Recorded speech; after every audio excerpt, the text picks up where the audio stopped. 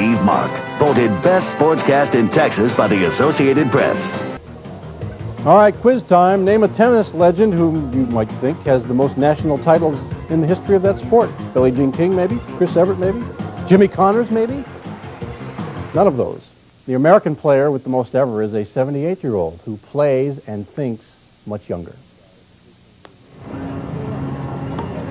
She is fairly nimble for her 78 years. Each shot is carefully measured, carefully placed. Just like every tangible confirmation of the record-setting 260 national titles Dodo Cheney has won.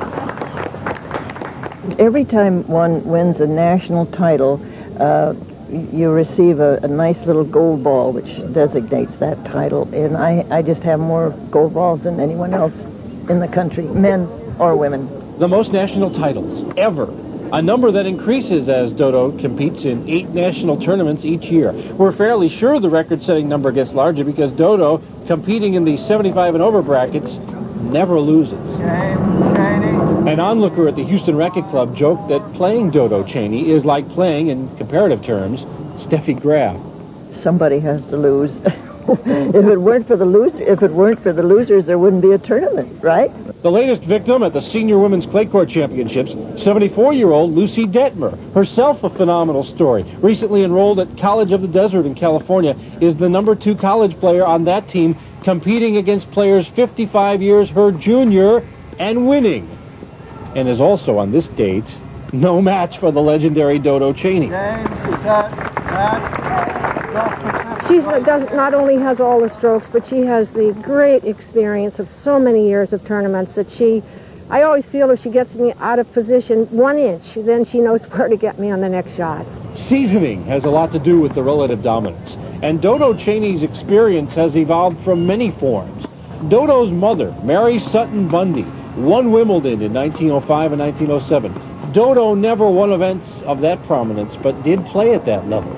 It is the influence of Dodo's mother that has helped keep the fire burning, mostly for fun, partially a generational thing. My youngest daughter is still playing, and playing very well. My ambition is to play with Christy in a mother-daughter tournament when I'm in my 80s, and I hope that we'll have as much fun that I did when I played with my mother. Oh, Marlene, I'm so happy. Oh! I just love to play. It's a wonderful game. And I've played ever since I was knee-high to a grasshopper. You'd think I'd be sick and tired of playing by now, but I still love it. You know them well.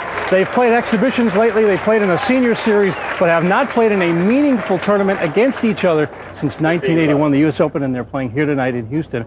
Pretty good tennis. 6-2. Jimmy Connors is in town for the River Oaks tournament. He worked out today, and Steve Mark was there. A little slow.